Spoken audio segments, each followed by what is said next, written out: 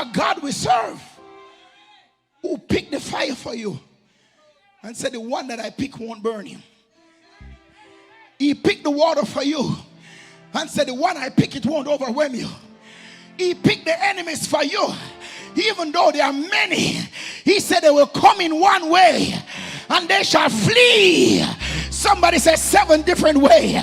He said the ones I pick for you will not prevail, will not prevail, will not prevail. Do I got a praiser in the house? Will not prevail. Because he will not give you more.